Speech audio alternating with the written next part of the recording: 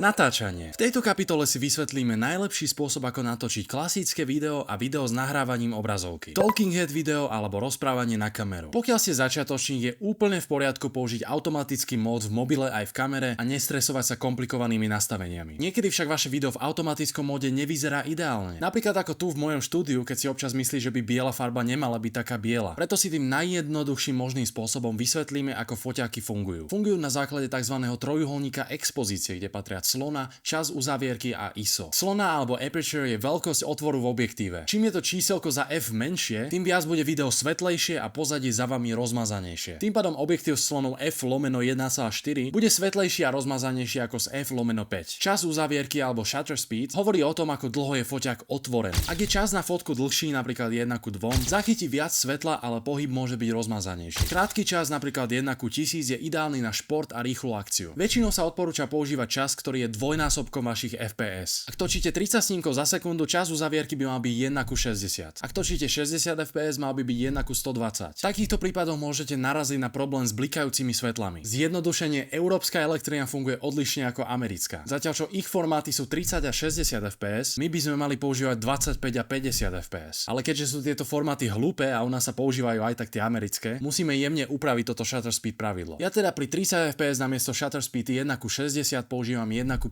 aby som sa vyhol blikaniu svetiel. Keď už sme pri snímkoch za sekundu, 30 FPS je ideálne pre väčšinu videí. 60 FPS pre gaming, šport alebo napríklad aj TikToky, keďže to vyzerá trochu viacej plynulo. A 24 FPS, ak chcete byť veľmi cinematic. A do tretice tu máme ISO, ktoré digitálne upravuje váš obraz, aby bol svetlejší alebo tmavší. Treba dávať pozor na to, že čím viac ISA pridáte, tým väčší šum váš obraz bude mať. Pre nahrávanie mikrofónu odporúčam aplikáciu Audacity alebo Audacity. Je štandardom a používajú väčšina tvorcov. By the way, všetky veci, ktoré spomínam, nájdete dole v popise videa. Pokiaľ chcete niečo jednoduchšie, obyčajnou aplikáciou diktafón nič nepokazíte. Nezabudnite si však skontrolovať, že ako audio vstup máte nastavený ten mikrofón, ktorý aj reálne chcete použiť. A nie napríklad mikrofón z notebooku. V žiadnom prípade nepoužívajte notebookový mikrofón. Nikto vás nebude chcieť počúvať, keď budete znieť ako rádio z roku 1948. Mikrofóny na MacBookoch sú už o čosi lepšie a použiteľnejšie, ale aj napriek tomu stále vyhráva externý mikrofón alebo aspoň mobil. Teraz niekoľko praktických tipov pre efektívne natáčanie. Najlepší zvuk dostanete v miestnosti, kde je čo najmenšia ozvena. Môžete ju znížiť umiestnením mäkkých plôch, ako sú koberce, deky, vankúše alebo aj matrac. Prípadne si umiestnite mikrofón čo najbližšie k ústam. Dajte však pozor, aby neznel takto. To je pre mňa psychické zdravie. Neskôr sa pozrieme na niekoľko AI nástrojov, ktorými môžete upraviť menej kvalitné audio tak, aby znelo 10 krát lepšie. Uistite sa, že všetku techniku máte vopred nabitú. Pre istotu si tiež počas natáčania prichystajte nabíjačky. Pravidelne kontrolujte, či vaša kamera, mikrofón alebo mobil nahrávajú. Môže sa pokojne stať, že sa prehrejú a vypnú a nechcete, predpokladám, natáčať bez natáčania. Pokojne si najprv nahrajte zo pár skúšobných záberov a pustíte si ich, aby ste hneď zistili, či všetko funguje dobre, mikrofón nešumí a podobne. Vy nahráte si na natáčanie dostatok času, keďže ho môže prerušiť niečo nečakané a celkovo zrejme bude trvať dlhšie než čakáte. Ak je to pre vaše video vhodné, môžete okrem hlavných záberov natočiť aj B-roll. Keď hovorím o mrkve, ideálom je natočiť alebo aspoň stiahnuť zábery tej mrkvy, ktoré môžem v edite pridať cez to rozprávanie, aby nebolo príliš nudné. Asi najdôležitejšie zo všetkého, skúste do svojho prejavu dať trochu viac energie, než by ste bežne použili. Predstavte si, že prednášate vo veľkej triede, kde vás aj študenti vzadu musia počuť. Samozrejme, netreba to preháňať a kričať, hlavne ostaňte sami sebou. Vec, ktorej sa ale vyvarujte, je absolútne nudný a monotónny prejav. Keďže pri takomto vystupovaní nemôžete čakať, že diváci nezaspia. Pri komplexnejšom natáčaní alebo natáčaní v exteriéri je vhodné predom si naplánovať zoznam záberov, ktoré chcete natočiť a uľahčiť si tak celý proces natáčania. Čo keď ale primárne nenahrávate seba, ale obrazovku počítača? Nahrávanie obrazovky. Nahrávať obrazovku na Windows počítači môžete hneď niekoľkými spôsobmi. Najjednoduchším je priamo zabudovaný Xbox Game Bar, ktorý spustíte stlačením klávesou Windows a G. Jednoducho kliknete na nahrávanie a uloží sa vám to do prečínka s videami. Nevýhodou je, že týmto spôsobom nemôžete nahrávať plochu ani prieskupníka. Ak máte Nvidia grafickú kartu, je tu možnosť využiť ich screen recorder, ktorý má o trochu viac možností. Toto nahrávacie menu spustíte klávesou s krátkou Alt plus Z. Z mojich skúseností je však extrémne nestabilný a častokrát mi zrušil nahrávanie alebo nahral 3/4 videa ako čiernu obrazovku, preto ho veľmi neodporúčam. Absolútne najlepšou voľbou je OBS Studio. Je to najprofesionálnejší screen recorder, ktorý je úplne zadarmo a váš počítač počas nahrávania s ním nestratí takmer žiaden výkon. Ak by niekoho zaujímalo, aké nastavenia používam počas natáčania, môžete si pauznúť video a okopírovať si. OBS funguje veľmi jednoducho. Máte tu scény, ku ktorým si môžete pridať rôzne zdroje a prepínať medzi nimi. Napríklad na scénu celý monitor si pridám zachytávanie monitora. A ak chcem nahrať záznam iba z jedného okna, napríklad hry alebo nejakej PowerPointovej prezentácie, jednoducho vyberiem zdroj, ktorý chcem a OBS bude nahrávať nahrávať iba ten. Nezabudnite si opäť skontrolovať audio vstup, aby ste nahrávali tým správnym mikrofónom. Cez OBS tiež môžete live streamovať. Jednoducho si pripojíte váš YouTube alebo Twitch streamovací kľúč, prípadne sa rovno prihlásite do svojho účtu, vyberiete stream a vysielate. OBS tiež podporuje pluginy ako Stream Elements Live, ktoré vám umožňujú streamovať na viacero platform naraz. Odporúčam tiež v OBS nahrávať viacero audio stôp. Prvú napríklad používam na streamovanie, preto tam mám aj mikrofón, aj zvuk plochy. Keď však natáčam, chcem ich mať oddelené, a tak druhú mám čisto iba môj mikrofón a tretiu čisto iba zvuk plochy. Pri nahrávaní obrazovky na Macoch je trošku náročnejšie používať OBS, keďže musíte nastaviť separátny audio zdroj, aby vám nahral zvuk z počítača. Jednoduchším variantom je stlačiť Command Shift 5 a jednoducho nahrať obrazovku. Nvidia okrem svojej hlavnej aplikácie vytvorila tiež program Nvidia Broadcast, ktorý má neuveriteľne veľa užitočných AI funkcií. Medzi tie najlepšie patrí napríklad odstránenie ozvený miestnosti a zlepšenie zvuku mikrofónu. Z mojich skúseností však novšie verzia až príliš poškodzuje audio, preto som túto funkciu prestal používať. Váš mikrofón ale môže solidne vylepšiť. Pokojne si sliderom určite sílu pridaného efektu. Neskôr sa pozrieme aj na AI funkcie, ktoré sú oproti tejto oveľa lepšie a zvuk z nášho mikrofónu posunú na úplne iný level. Funkcia Nvidia Broadcast, ktorú používam neustále, je odstránenie pozadia. Môžete si pozadie rozmazať, vymeniť alebo úplne odstrániť. A keď si Nvidia Broadcast pridáte ako zdroj kamery v OBS, budete mať doslova profesionálne orezané pozadie bez toho, aby ste museli platiť stovky eur za green screen. V tomto zábere mám za sebou náhodné a nepravidelné pozadie, ale tento program ma aj tak oreže lepšie, než keby som mal za sebou plátno. Po úspešnom natočení vášho videa prichádza najdôležitejšia časť celého procesu.